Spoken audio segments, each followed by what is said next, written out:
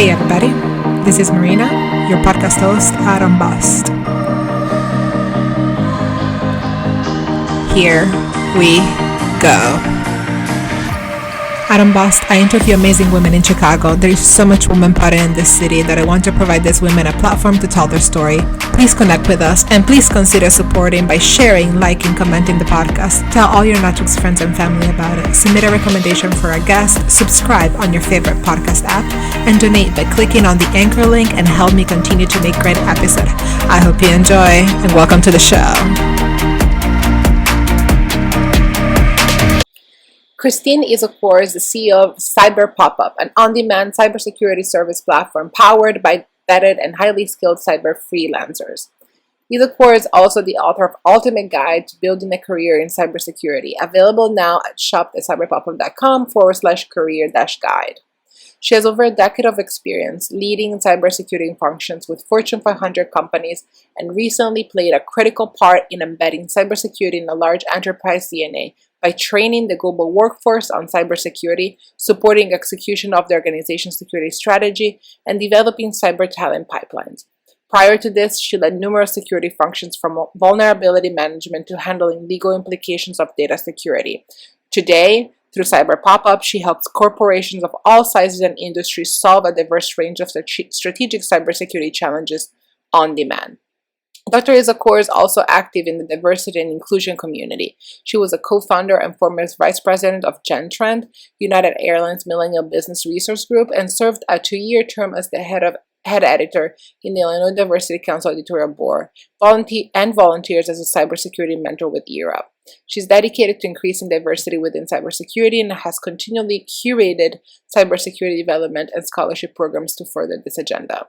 Christine is a first-generation Nigerian American, native Houstonian, Chicago resident, and avid traveler. She appreciates learning about different cultures and shares her journey on social media, igniting travel curiosity in folks across the globe. Welcome, Christine. Hey, everybody. This is Marina, your podcast host at UNBOSSED. My guest today is Christine Izuakor. Christine, how do you say that your last name? Izuakor. Yes. She is the founder and CEO of Cyber Pop-Up here in Chicago. I am super excited to have her on as a fellow techie. Welcome, Christine. Thank you so much for having me. I am thrilled to be here. Thank you. Also, can I just tell you right off the bat, I had a 2-year stunt at University of Houston, back in Houston. I saw you went there too. I love the campus. It was so awesome. Yeah, I loved it there. That will always be home. I then ended up graduating from Northern Illinois University, but right since we're starting here, how did you get in tech as a little girl? Even like maybe was it in college, or how did that happen? Getting in tech as a little girl definitely did not happen. Was not a part of the vision at all. In my household and in my culture, I was taught very early on that success meant being a doctor.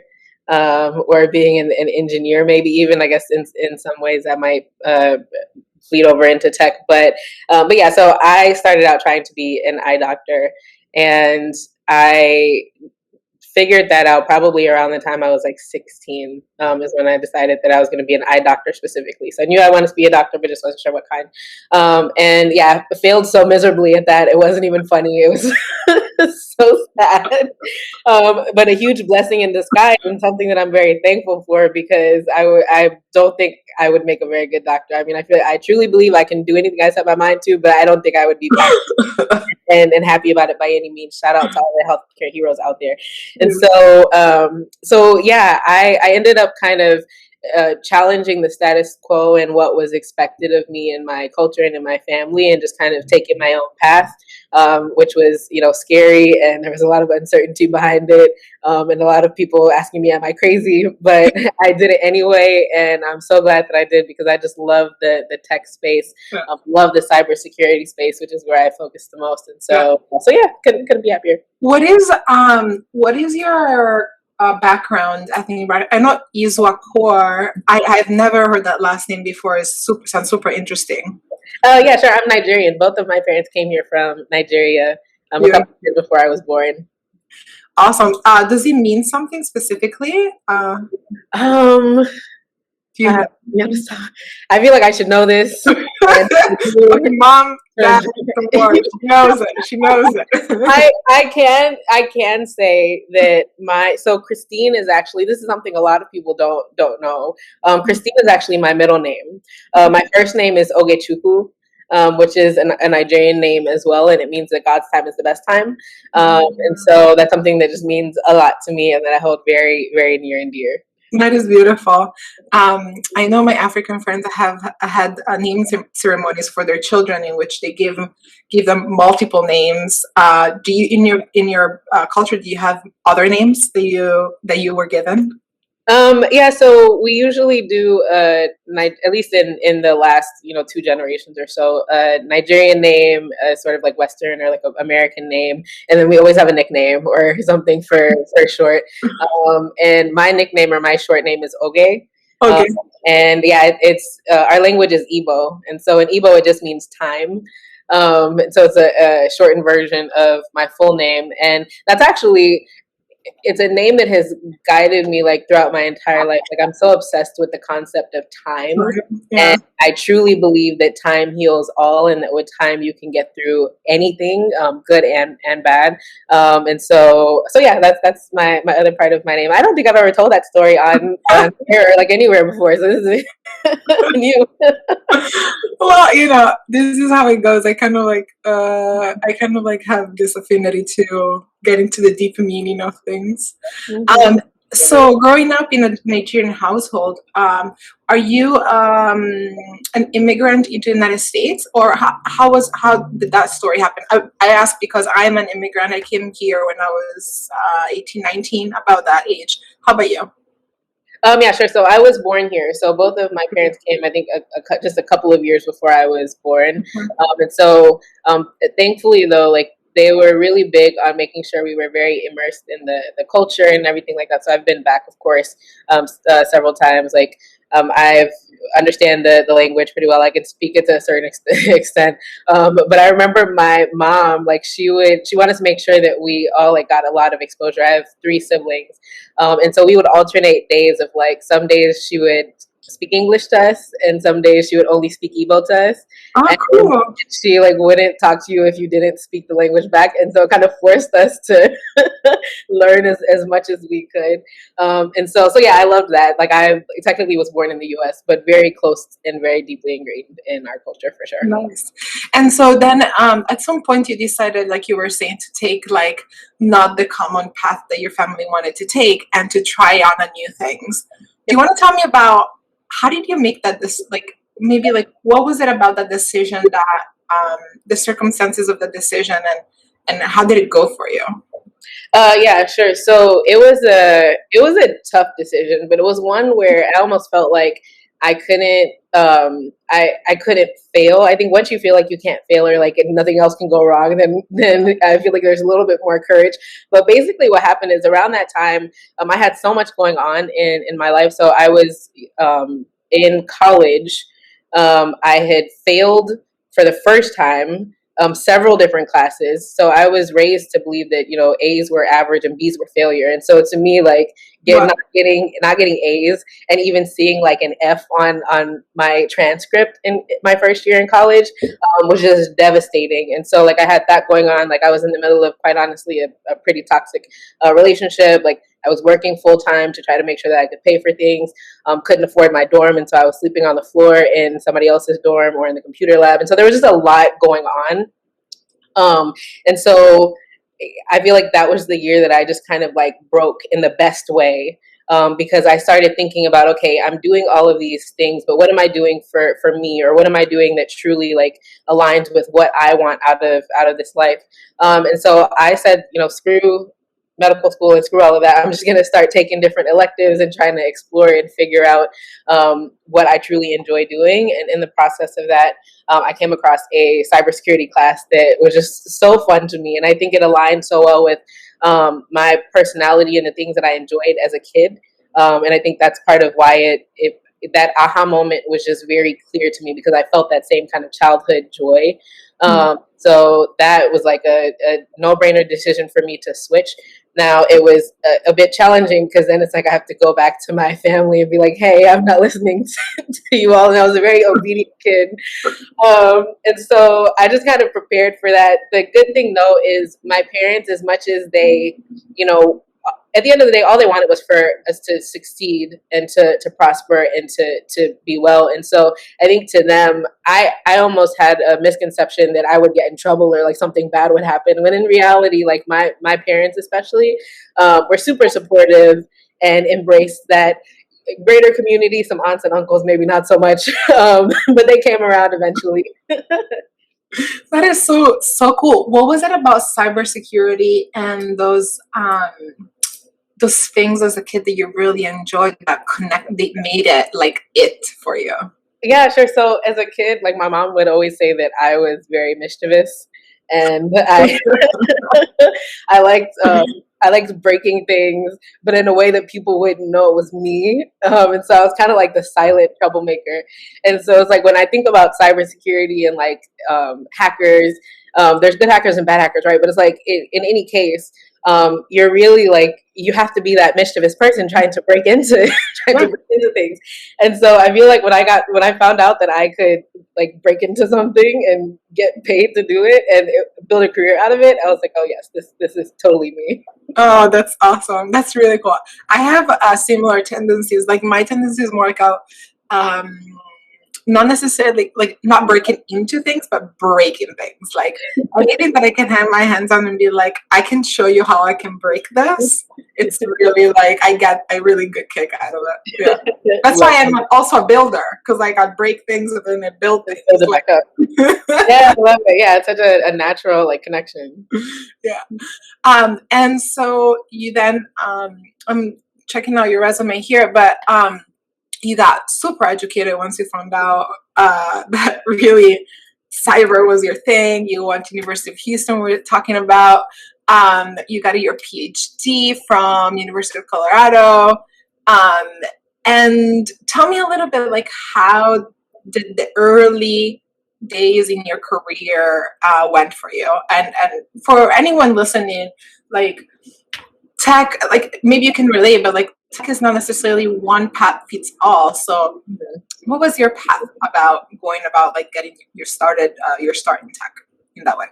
Yeah, sure. So I feel like a huge part of it was influenced still by my culture and my family. It was like, okay, if I'm not gonna take the path, the traditional path that people ask, at least I'm gonna try to like do my best to make sure that I, check every box and have still, like graduated and everything because it's just what was expected of me. Like I, quite honestly, like growing up, I thought that undergrad was just what came after high school, and I thought that a master's was just what came after. Like I thought it was a part of the regular school system. I didn't realize that it was optional.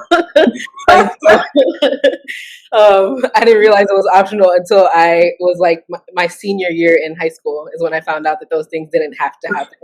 And so it was like by then, like I had already kind of laid that path out. But either way, like I've always been big on just like learning as much as I can about whatever I want to do to be the very best at it. I feel like especially in an industry like tech or in an industry like cybersecurity, where quite honestly, like there isn't, it's come a long way, but there's still, challenges when it comes to diversity and things like that. And so I knew that, in order to get half as much, be 10 times as good, like, or twice as good or whatever it is, insert number here. And so I wanted to make sure that on paper, I had all of the credentials that I needed to get into a room, but not only that once I got into that room, I could hold my own and I could be the very best. And so there's a ton of different ways to do that today, right? And I love that. Like you said, everybody's path is different. The path that I saw based on how I was raised in my culture was to go through school and power through it and learn as much as I could and then go out. And so, yeah, I did that. And the path that I basically took was, I did undergrad, ended up doing my master's in information security. And at that point started doing an internship. I had planned to go through with my PhD the entire time, but quite honestly, there was a conversation that I'll never forget with a mentor who basically told me when I shared this dream of like, yeah, I'm going to go on to get my PhD because, yeah, I want to work in the industry, but I also want to teach and I want to, help the next generation of students and start to educate people. And he basically kind of discouraged that and said, like, what could you possibly contribute at, that age? I think I was like 28, 22 at the time. And so I kind of put a pause on pursuing my PhD for a year and just started working, which I think was, I have no regrets, right? Like good experience. I really got to dig deep into the work that I was doing and learn a lot more. But I quickly realized that my reasons for not going for that next milestone were not coming from me. It was more of like projection or something from the outside. And so had to deal with that. But then also realize that like I have this greater purpose and this epic thing that I want to do, and I'm going to do it. And it's going to help me in the long run. It's going to help other people in the long run. And so, I went ahead and did that, and then eventually just continued to work and grow in my career. Yeah. And you even have listed that you worked at Home Depot for a little while. Well, I wonder, like, one, like, why is it still there? Is there something meaningful there that you want to share, and the reason? Because like maybe another person would have not even mentioned that. I worked at Home Depot as a cashier for quite some time. I feel like one of the impacts that role had on me, or getting me into leadership at a young age. So I ended up, and at the time I was still in college, can't remember how old I was, probably, I don't know, 19 years old. But I worked really hard and got promoted to a manager essentially. And so at this point I'm leading people who in some cases are, 20, 30 years older than me. And so I learned so much through that experience of how to navigate that dynamic and how to just, lead and encourage a team and all of that. And so by the time I got into my career in the corporate sense and in cybersecurity, I was kind of placed in the same position. It's like I graduated college. I started in my first cybersecurity job when I was probably 20, 21, 22.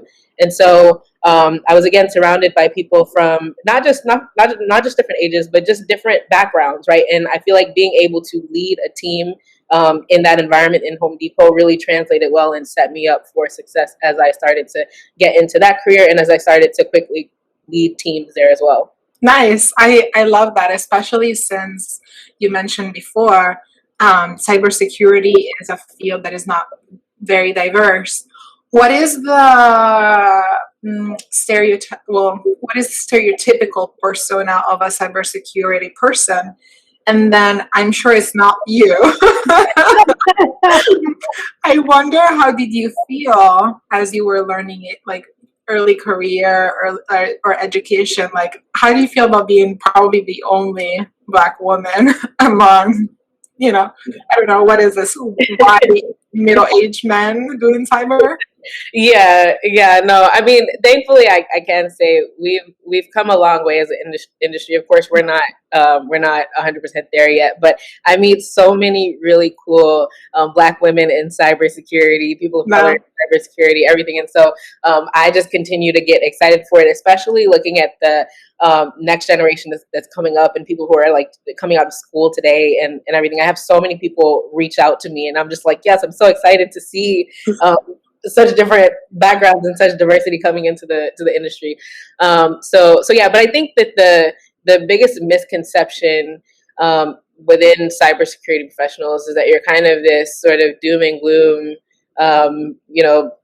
hacker in a hoodie in a basement doing bad things, right? And so, or even on the good side, it's like ethical hackers tend to be people who from a perception standpoint, used to be bad hackers and then eventually decided to fight, which isn't always the case either. And so I think there's just a lot of misconceptions around that, just like sitting at a computer all day, when the reality is like that couldn't be further from the truth, right? And I feel like my career has been such a prime example of that.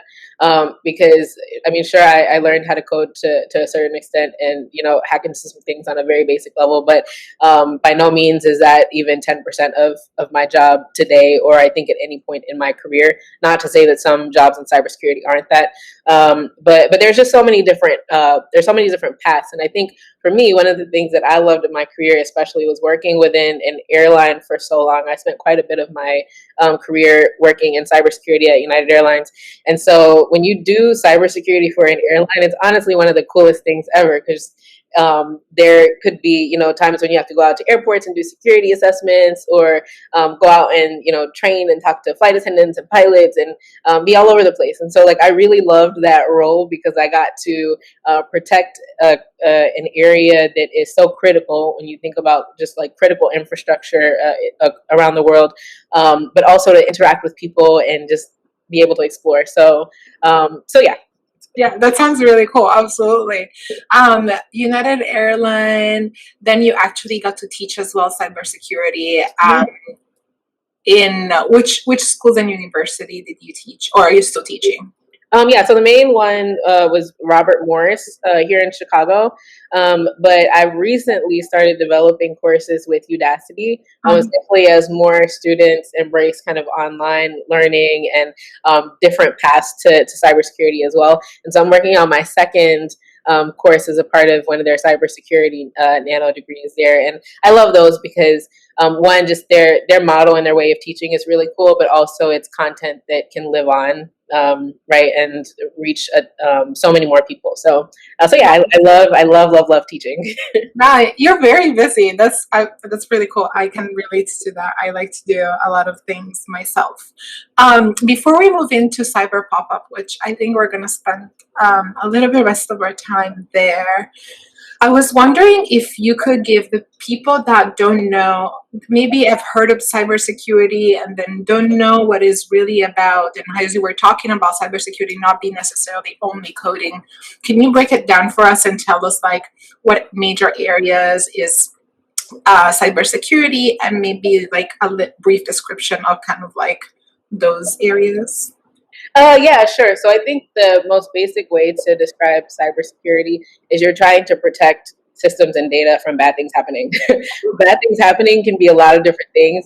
Yeah. I think one of the biggest misconceptions that we see in the headlines is that, oh, there's been a breach, there's been data leaked, and all of that. That's only one form of cyber attack, right? So the three main components of cybersecurity are attacks against confidentiality. So that's where data does get leaked or exposed when it shouldn't. So think, customer data gets out. You don't want your healthcare records out there.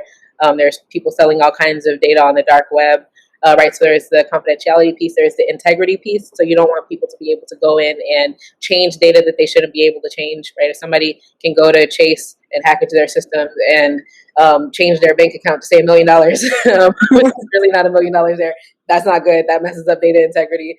And so that's one piece. And then the last piece is availability. So you want to make sure that as a company, all of your systems and data are available when you need them. And so when attackers go and do things like launch ransomware attacks where they lock access to your data and say you have to pay to get access back to it, you can't run your company without that access. And so I feel like that's the best way to sum it up. If you don't remember anything else about security, just remember you need to protect confidentiality, integrity, and availability.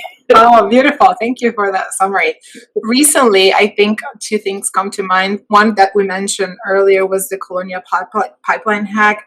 And then this morning I was reading about the technologies that the FBI were actually trying to track criminal activity via text messaging. Did you hear about that one too? Yes. Actually, the third one, or maybe the second one that I wanted to mention even before the FBI one, was the leak of the tax returns of the top most richest men that just happened. Actually, they're trying to figure out how did that happen. Any of this issues like stroke, I don't know, a soft point for you and you want to chat about? Yeah, sure. So I think that it's right now, quite honestly, the cybersecurity space is almost like the Wild Wild West. Like there's always something new happening and something that's going on. I think one of the biggest lessons learned or eye openers for most people. For me, I work in the industry day in and day out, and so it's not as surprising. But a lot of these attacks start with human beings. They start with somebody accidentally clicking on a phishing link, or somebody accidentally sharing their credentials with someone, or not keeping them safe in a way that people are able to get in. And all of the sources of those breaches haven't been confirmed, but I can I'm not going to say promise, but I'm pretty sure at some point there was human error. Like, that's how 90-something% of attacks start. And so I think for me, like, the biggest thing when it comes to cybersecurity is first about like focusing on people and educating people and looking at this human element of security. That's something that I'm really passionate about, because I feel like if you can educate people, you can probably get rid of majority of the risk. And then the technology and the processes and all of those other things are kind of there to catch the rest of it. But if you look at it from the opposite standpoint, it's like you can spend millions of dollars on technology to try to protect systems. And if somebody can go in and just turn it off, or somebody can go in and say, well, I don't want to do that, I'm going to, do this other thing, or bypass it, then all of the $1 million that you spent, like, it doesn't matter anyway, right?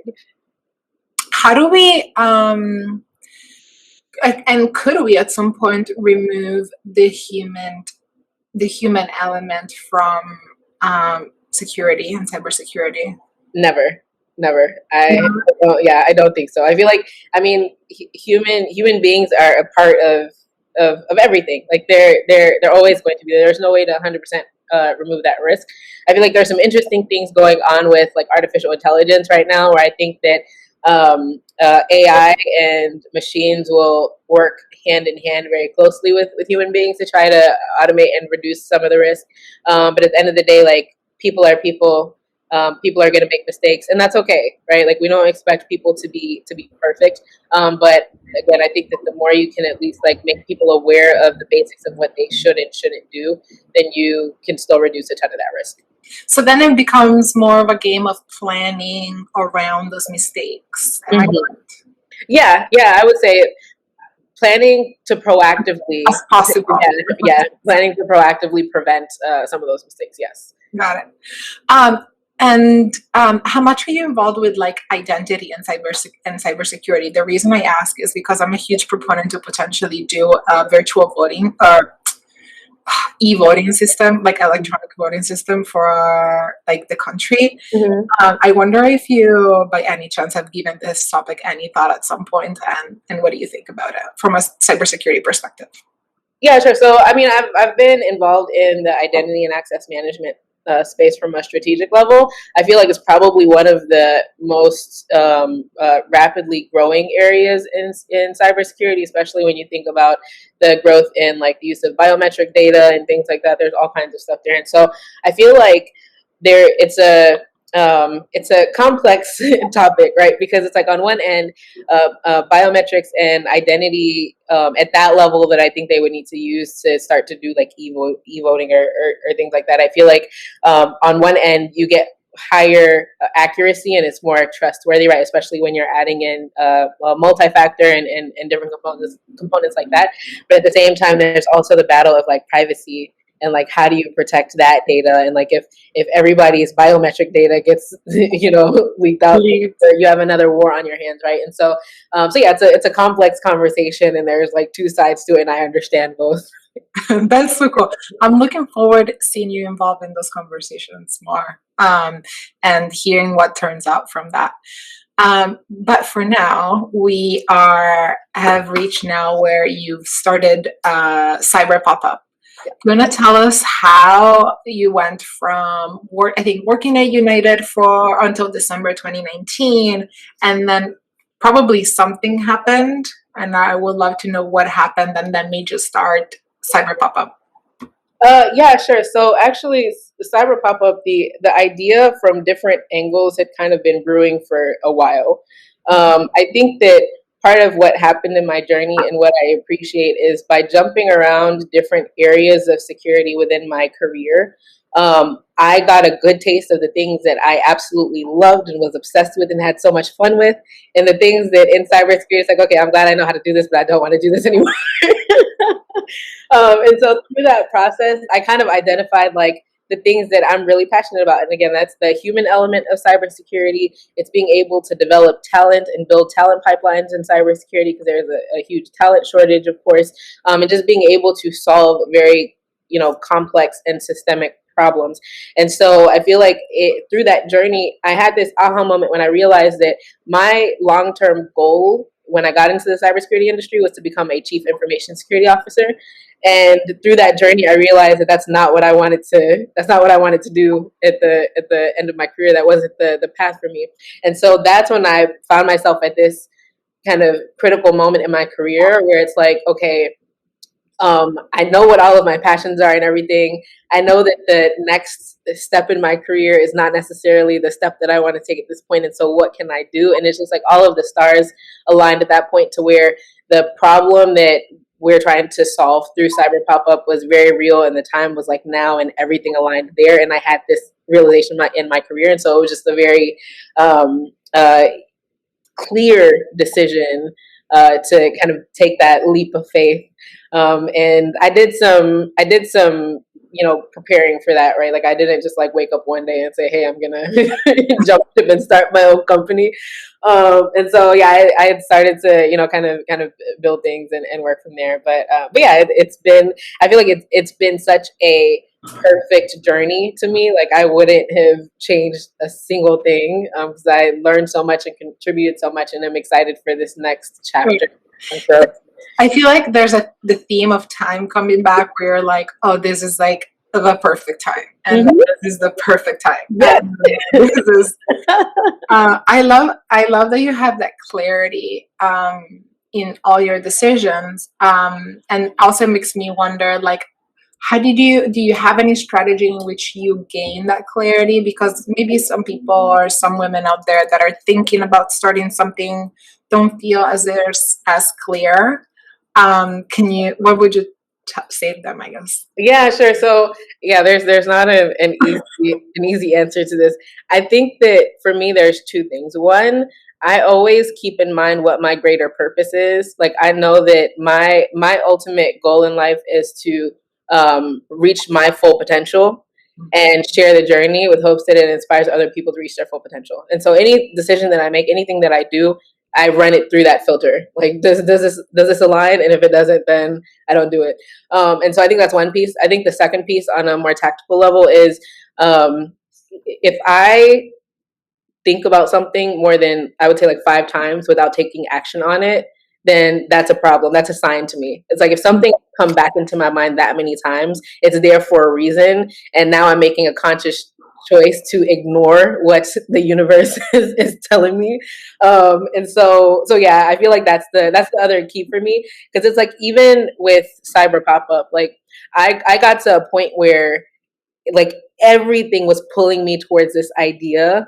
And like I had no choice but to be like, okay, I have to do something about this. Tell me more about it. What was like everything pulling you? It'd be like I would just wake up and it's what's on my mind. I remember I went to a cybersecurity conference, and like every session, every conversation that somebody would come up to me to like network, I'd be like, oh my gosh, my company is gonna solve this problem. Like, and so it was just like there were so many different signs through these different channels. But I think that the other piece though is I had to have the level of awareness and the level of presence in that moment to be able to read those signs. Otherwise, like I wouldn't have. And I think that timing around that time became important because I feel like those nudges and things were probably there all along. I think I was just finally at a point where I was thinking about, okay, what's my next step? What's next here? Now that I know this isn't my career, like, and so my mind opened up a bit more and everything just was like, okay, now I can see it. Now I can hear all of these signs. What does Cyber Pop-Up do? Sure. So it is an on-demand platform for cybersecurity services, and it's powered by vetted and highly skilled freelancers. So basically what we're doing is bringing cybersecurity expertise to businesses who typically can't hire a full-time cybersecurity team in-house, or bring on full-time experts, though they need the same cybersecurity services. So if you think about, for example, let's say a small business with, let's say, 10 employees, it could be, 100 employees. If they don't have a cybersecurity expert in-house and they get attacked or they get breached, like what do they do? That's not the time to start trying to go look and find a consulting agency that's going to be probably too expensive, or try to go to a freelance platform and find random people. And so there wasn't really a solution that people could work with quickly and that people could trust and that is affordable. And so, yeah, that's where we come in. That's beautiful. How is it going? It's going really well. Yeah, I feel like the last year, it hasn't. We announced our launch in July of last year, so it hasn't been a full year yet. But so much has happened in between, from us getting accepted into the Google for Black Founders startup fund, which was amazing. The Google team has just provided us with so much support and so much insight and all of that. We have a couple of exciting, I can't say too much. Say everything. But we have some exciting announcements and things that are coming down the pipeline. But yeah, I would just say, generally speaking, one, it's been an inspiring experience, quite honestly, to start a company in the middle of a pandemic, because what would scare me, like if I was looking at this maybe like 2 years ago, like thinking about this situation, like I would be scared out of my mind. But I think that the amount of just support that has come out, and the amount of people who are really willing to do what they can to help, and who truly want to see us succeed, has been good. Like our customers are great. The team is great. And so, yeah, I just couldn't be happier with the company. Amazing. That's so cool. Tell me, the best thing about you being in charge, like funding this company, and you being in charge of your company, that maybe was not so obvious when you thought about starting it? Yeah, I think that the biggest thing has been being able to build a culture that reflects like me and like my values, and they say like be the change that you want to see, and all of that. And so I feel like when I build this company, like having the freedom to be able to tell my team like, hey, put mental health first, and like take as much time as you need to do that, and like looking at things from a results standpoint and from a goal standpoint and performance standpoint, versus you must be at your desk from 9 to 5 every day. It's like those are things that I feel like, especially early in my career, I struggled with, quite honestly.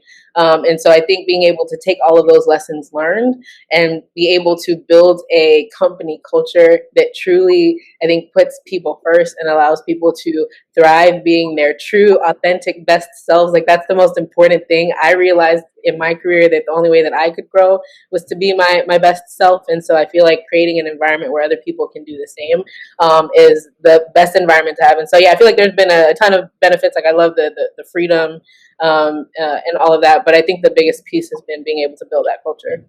Nice. Amazing. I'm so happy you're looking forward to building that culture too, in a way that is proactive versus just doing exactly what somebody else did because you were taught so. That's really cool.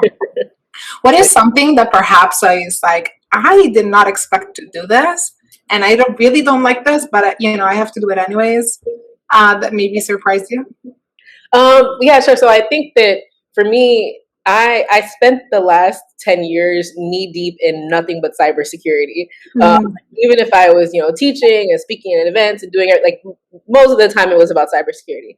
And so to take a step back now and run a company, it's like I had to learn everything. And so it's like one day I'm submitting trademark applications with the lawyer. The next day I'm like reviewing contracts and looking at financials and doing and so it's just like all of these, and creating social media posts and marketing. And so it's all of these different areas of business that I just wasn't working in and day out, to now do all of them was quite honestly, like super educational. Like I learned a lot, and I feel like it was fun. I'm the kind of person that before I ask anybody to do anything or before I hand anything over, I want to do it myself at least once and just like learn it inside and out. And so every different business function, I've done that. And so there's places where, you know, to your point or to your question earlier, I wouldn't want to continue to do like legal, not so fun to me. Yeah. Accounting and finance stuff, not Yeah. so fun to me. Like I like seeing data and numbers and all of that, but I like whatever I need in a pretty package to make decisions. Like I don't want to be. Can I just like have this and Yeah. make a decision from it? Yeah, I know, I get it. That's awesome. What are maybe one or two lessons that you carry with yourself? I know we talked about actually a couple of them. We talked about, you know, reaching your potential and being authentic and learning or hearing the signs, being present. Is there any other lesson that you want to share about running a company that you've learned and that was like, oh yeah, I need to write this one down because I want to remember it? Yeah, I think that be it starting a company or in life in general, and this is something that I'm embracing a lot more, especially over the last month or two, is gratitude. And I know a lot of people talk about this, but it's so huge to me right now. I think everything from the smallest wins. It's like it doesn't matter. Like if something will go wrong always at some point, right? Like something's gonna go not the way that you planned it. And I think that in those moments, when I take a step back and think about all of the things that I'm grateful for and all the things that are going right, it's impossible for me to ever be down about anything or for me to be sad that something, you know, happened this way when I didn't want it to in the company or so on. And so I think that for companies, for entrepreneurs, for people in general in their lives, I feel like when you hit those roadblocks and when things aren't going as well, I feel like taking that second to just be grateful for so many other things that are going on, or for whatever, that if there's not a lot of great things going on, for that one small piece that you can be thankful for. I remember like 2 days ago, I was listening to this one book. I use Audible a lot, and it was saying that to be thankful for the ground supporting you. And I was like, man, like I like that. That's the. But I was like, wow, like that's so true. Like I would fall. And so it's like I say that to say there's always something that you can be thankful for, and it always just tricks the mind to be a little more uplifted. And so yeah, that would be my biggest lesson learned. I love it. I really love that. Like to be thankful for the air, the oxygen, you know, like just things that we just take for granted that are around us.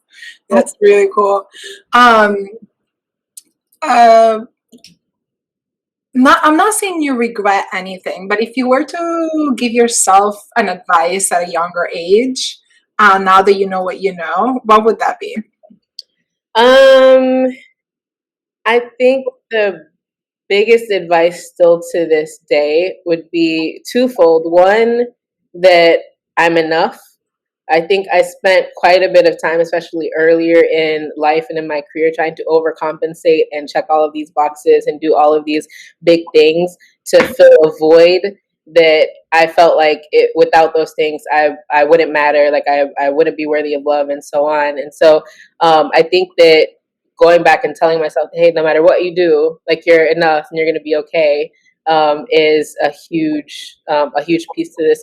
And then I think the second piece is to just like enjoy the ride. Like I wouldn't change anything. I've definitely had some ups and downs, but I think as long as you can again show that gratitude and celebrate the little things along the way, I think that the journey is just so important and so fun. And so yeah, I think that's the other piece. Like you're enough, and make sure that you enjoy the ride. It's gonna be a roller coaster. And put your hands up in the air and just have a good time.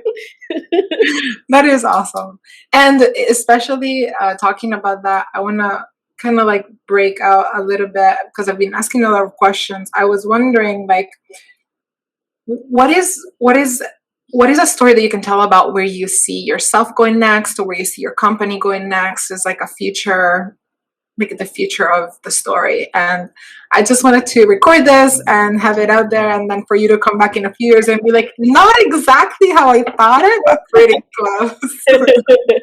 Well, yeah, no, I feel like I'm so clear in my purpose that I'm not gonna say, they say never, but I don't think this is gonna change. Like my goal at the end of the day is to reach my full potential, and I feel like as long as I'm here, like there's more potential to reach, and so it's like a never ending thing. And so it's like my vision for myself, for the company, is just that. It's like we're gonna continue to reach the milestones that we have. For me, it's to have an impact in the world and to inspire more people and so on. For the company, it's to continue to secure small and medium-sized businesses, especially, and grow from there. And I think that once we reach that potential and get to that point, we're going to set our eyes on something much bigger, right? And what that is, I don't know 100%, but that's the exciting thing. Like I love that, not knowing what's possible, but knowing that there's so much out there is really exciting to me. So yeah, I know it's probably not the most straightforward answer. It's great. It's great. Yeah, I can't wait to see, or I look forward to seeing like what that is like when the time comes.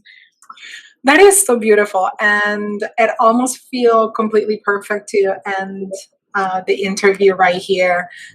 Thank you so much for joining me today. It has been a pleasure, and I hope you have the greatest success personally and professionally. I'm a huge fan, so I'll be cheering you on from wherever I am, honestly.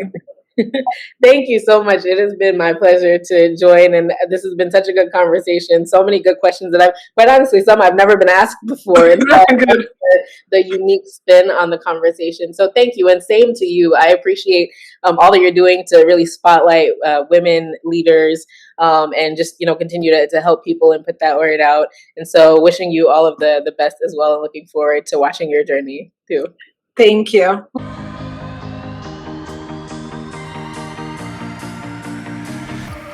Woo! There you have it.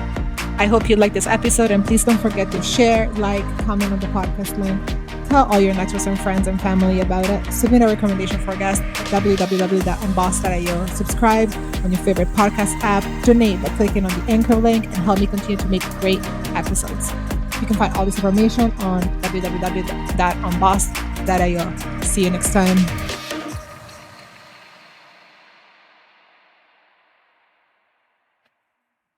Oh, that was good.